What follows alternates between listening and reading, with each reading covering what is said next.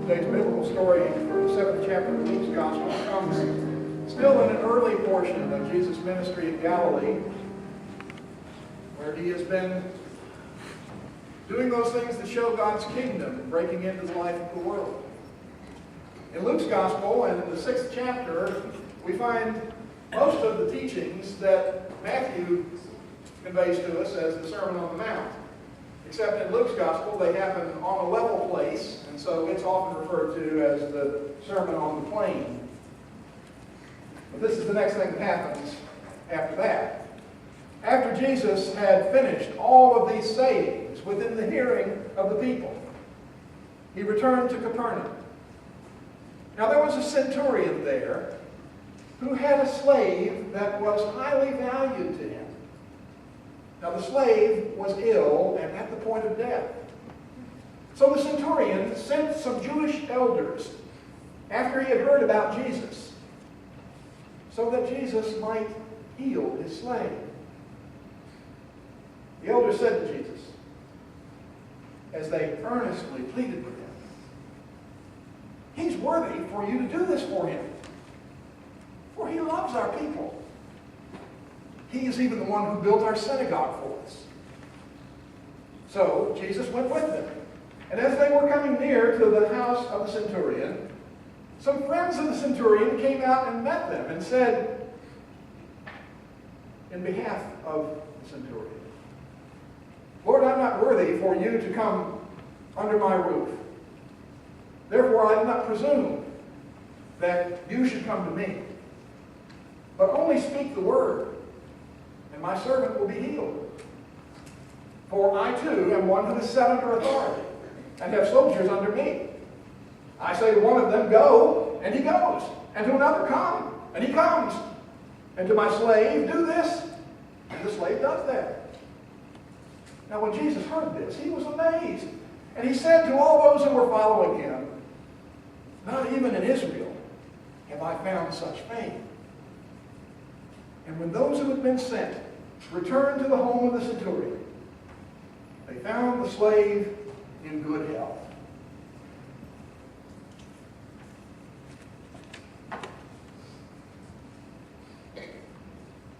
The commercial jingles from long ago sometimes come to mind. And I guess how old you are is an indicator of how many old commercial jingles might come to mind from time to time. Don't ask me why at the last minute today, Ultra Bright toothpaste. Don's on the keyboard to see if he can play the jingle, but usually Don will come up with the jingle. Can you fill this in? Ultra Bright toothpaste, I can't sing the tune, the taste you can really feel. Ultra Bright gives your mouth sex appeal. Okay. I'm old enough to remember it. That was sometime in the 60s, and I guess we were turning a corner culturally that you could say a word, a phrase that had sex in it, in a commercial on TV. The jingle went, "Ultra Bright toothpaste, taste you really feel it." The reason I remember that is my sister, 10 years younger than me, you do the math and get a rough idea how old she is now. She's a grandmother, she's an elder in her church, and I didn't do what I normally do, that is get permission from family members before I tell stories about them. She must have been 6 or 7 or 8 at the time. I think it was around the dinner table.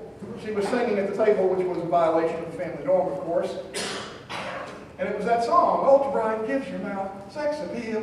And just singing it happily until she stopped and turned to my father and said, "Daddy, what's sex appeal?" And you could see my father trying to clear his throat and say very calmly, "Well, the best way I know how to say this in the context of the culture of the time is what makes little boys like little girls." Didn't register with her. And so she was still working on it. And then she asked the loaded question, which was, "Unless I know what it is, how do I know if I've got it?"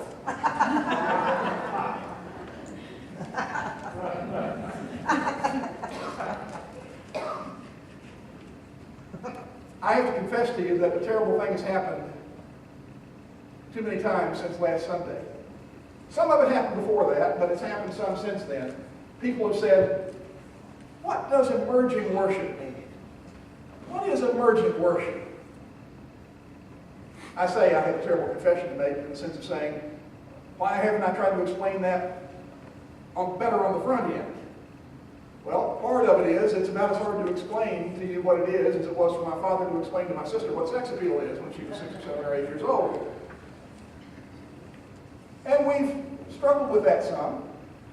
We've defined emergence as kind of referring to, and this is kind of back to the conversation with Katie, 20, 30, and they even stretch it to 40-something younger adults who comply with the norms of what's called postmodern culture. That means folks that live in a world that has a different structure than the one we grew up in. And emerging worship is an approach that is participatory, multisensory, sometimes involving ancient rites and practices, but all put in the context of a postmodern cultural understanding that emergence relate to. Now, I see the blank look on many of your faces. It's just like the look on my sister's face. We're still struggling to get our arms around what that means, but we believe it's important for us to get a sense of that for many of the reasons we've been talking about today, so that the church can more readily welcome and embrace and serve coming generations. I realize that we've been doing some real hard work for the last several months, and it's been under the handicap sometimes of needing to use words that are hard for us to commonly understand what they mean. And emerging and emergent is just one of them. The other big one is the M word, missional. We've been saying since the very beginning of the New Beginnings process last fall that we're being encouraged to move away from an attractional model, which means if you build it, they will come, to a more missional model, which means you're more out and engaged in the world. And yet we continue, and again, I say it confessionally, to struggle with fully getting our arms around what does it mean to be missional. Because the term mission is one that is kind of general, and it applies to many aspects of our experience in church. And it has different associations for different ones of us. So it's hard for us to all get on the same page in terms of exactly what we're talking about when we use that language. We do better at saying what it's not. It's not Eastern European missionaries going out into different cultures and converting them to Western civilization as you convert them to Christianity. That was the missionary model of 100-some years ago, and it had its purpose at the time. That's not its purpose today. So we're not talking about missionaries in that traditional sense of the term. We're not even talking about missions giving, world outreach, community service, all those things that we do and that are good and that we need to keep doing. But they are, again, benevolent ministries that we do out of the context of our present structure as church. If there's a way of getting a handle on it, it's the basic concept of missio Deo, to use the Latin, the mission of God.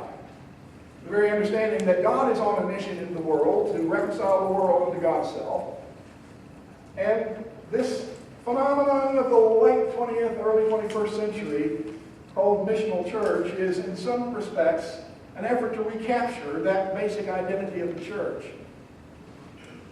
Rather than our traditional concept that the church has a mission, the missional understanding of church would say the mission of God at the church.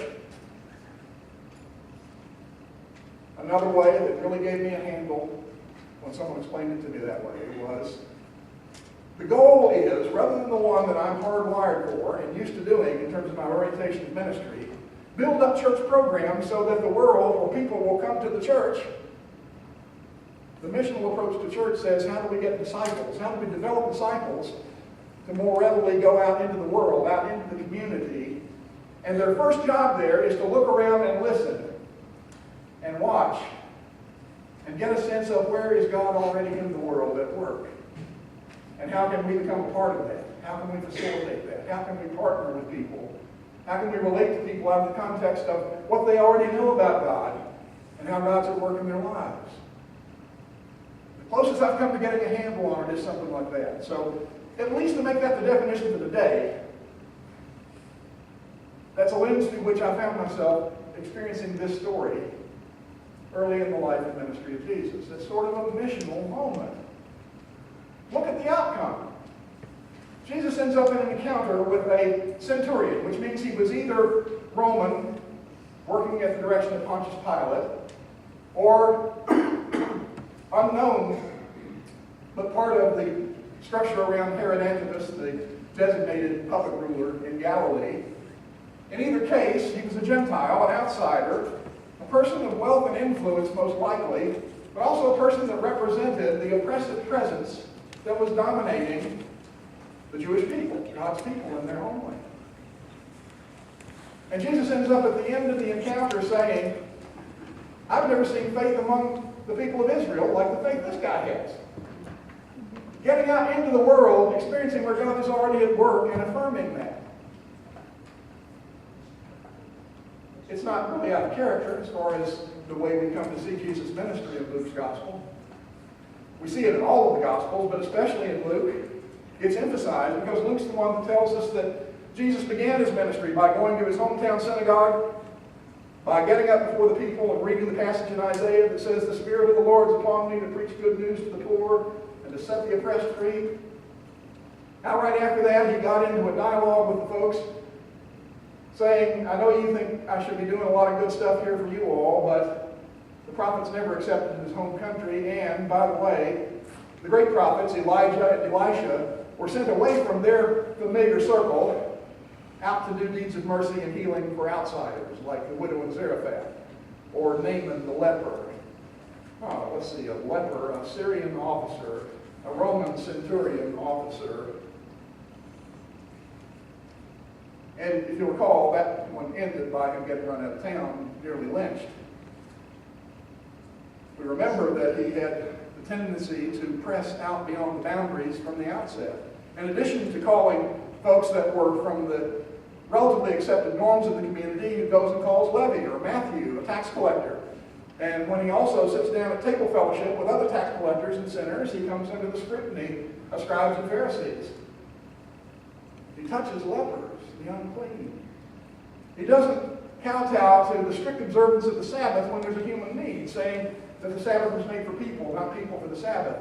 So Jesus has, in plenty of instances leading up to this instance, shown a willingness to get out beyond the familiar structures of his religion and culture. And we have in the story today an interesting set of dynamics in which a Roman officer or a Herodian court officer with authority over 100 troops is so concerned for and so values the language in Luke's translation is the term that does literally translate slave.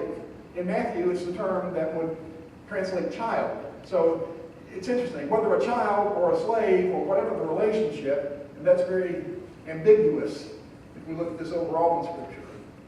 It was a valued relationship for the centurion. So much so that he seeks out Jesus' presence and response. Now notice the dynamics that go on. That we have both Jewish and Gentile intermediaries.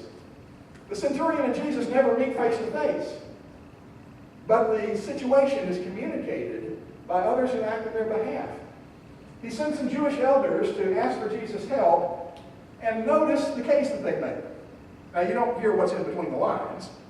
Now Jesus, we know he's a centurion, a Roman, the oppressive presence that's overwhelming us, a Gentile, but he's worthy for you to do this for him. He deserves your help. Why? He loves our people. Oh, that sounds strange.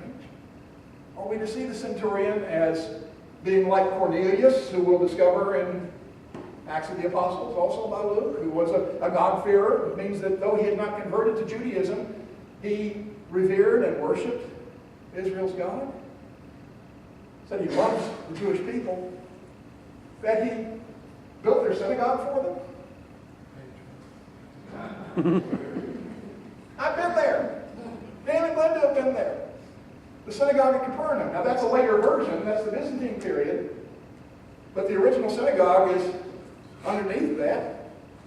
And when I think about that in the context of this story, this site that pilgrims from around the world have come to for 2,000 years was facilitated, originally built by an outsider, a centurion, out in the world and seeing where God's already at work. Notice also that when Jesus does respond and is going with them to the house, there's another group of intermediaries that come out. Those are people who have been appointed by the centurion, who come out and say the message in his behalf. You can almost see them unrolling the scroll and say, here's the message from the centurion. And notice how it counters what the Jewish elders have said. First thing he says is, Lord, I'm not worthy.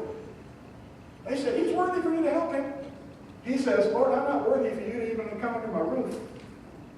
He's also saying by implication, I recognize that this is an act that would honor me.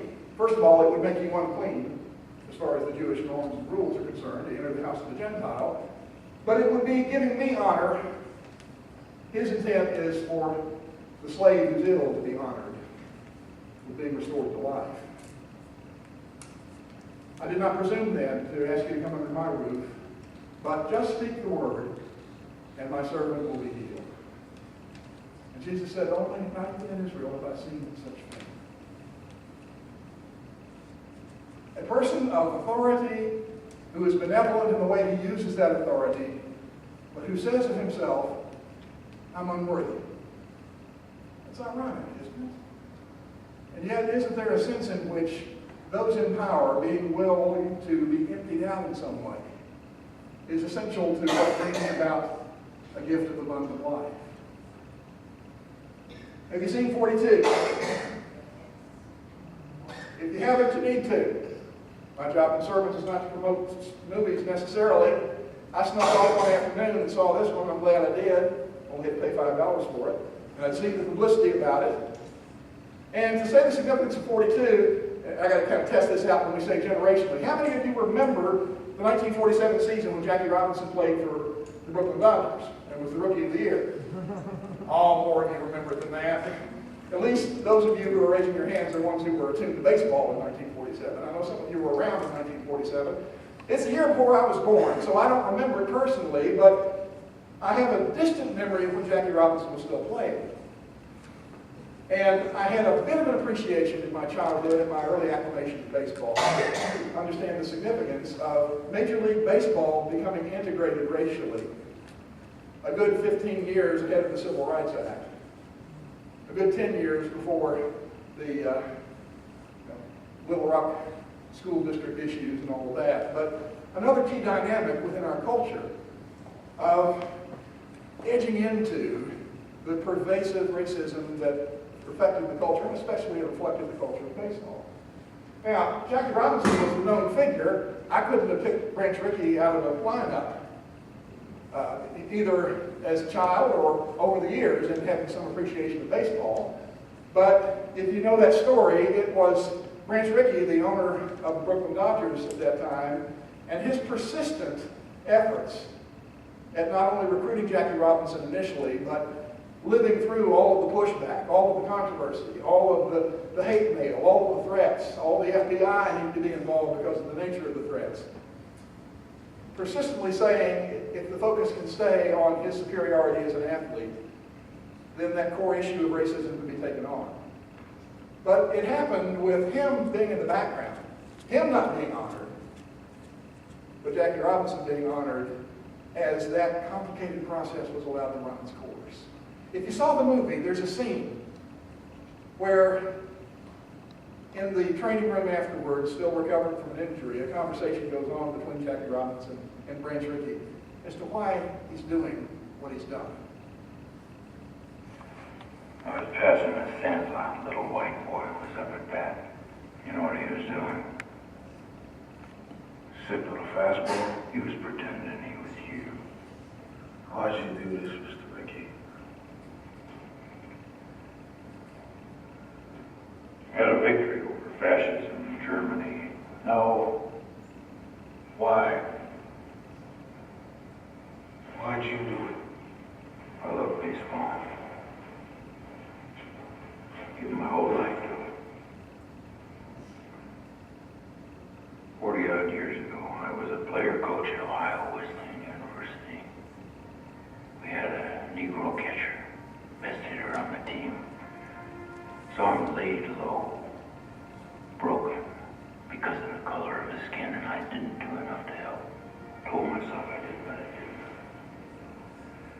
was something unfair at the heart of the game I loved, and I ignored it. But a time came when I could no longer do that.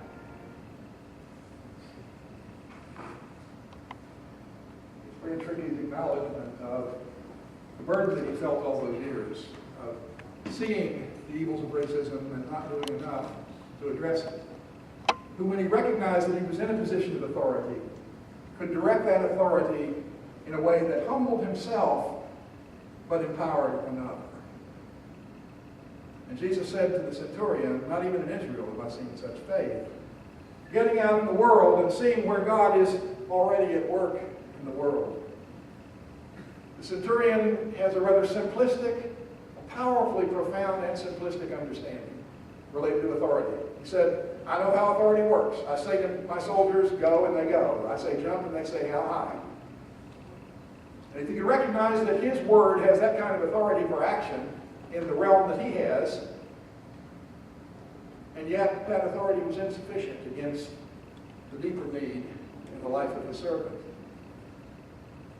Recognizing in Jesus the greater power to speak the word and to have the result. And Jesus, in seeing that, recognizes an openness to God's power that's not defined by his being part of a particular religious tradition or group. And in so doing, I think it opens up a broader window for those kind of missional moments in which we are called to see God at work in the world and to honor the way God is at work in those that are not necessarily a part of our established community. Note in the story that the centurion does not ask to become a disciple, nor does Jesus insist that he must become a disciple. We don't know whether he did or not. He may well have, or he may not have. It certainly wasn't the condition for Jesus' response to him. And it opens up the suggestion that I realize when I look at my own circle of relationships, and I suspect it's the case for every one of us. Probably every one of us has in our life someone that we're very close to, that we deeply love, who's not part of the church, who doesn't feel at home with the church, or who's rejected the church, or who perceives the church has rejected them, or who could care less. And we are concerned for that person. And too often, as a church, we say, well, what's the matter with them? As opposed to, can we affirm that God is at work in the world, including in those that don't fit our mold, for whom we still pray, and for with whom we seek to be engaged in that which holds us commonly together, seeing God's power at work. Pope Francis has stirred a few things up again this past week. I think it was Wednesday of last week. He holds Mass every day in the residence area of the Vatican that he's chosen to live in, and he has a homily every day in that Mass. And it's there for Vatican employees or for others that might be staying in that residence area.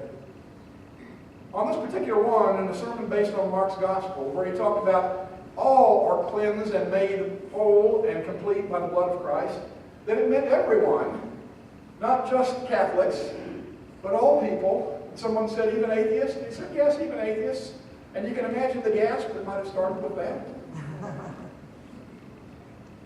But he insisted that God's love and what's made new in God is so powerful that it cannot be kept within the bounds that we might sustain upon it. And that we're called to find what we have in common by doing good. God is in the world doing good, and so if we can link with those who are committed to doing good, if we can find our common ground in that, if we can create that culture together, then we can trust how God slowly, peacefully, gradually brings us onto a new ground. Sounds for all the world to me like he's saying, get out into the world and see where God is already at work, and how can we be more fully engaged in the work of God, and more fully a part of the salvation story that comes by our surrendering whatever sense of power and authority we have to the deeper, richer power for life that comes only through Jesus Christ our Lord. So as we seek God's guidance in however we're being drawn to get our arms around what missional means and to be in the world, sensing where God is at work and seeking how to be part of that work, may we do so first and foremost from the perspective given to us long ago by one who stepped back from the authority and power he might have, to let a greater power be at work, and to say in what has become the language of the liturgy of the church across the centuries, the simple prayer, Lord, I am not worthy that you should come to me, yet speak the word, and I will be healed.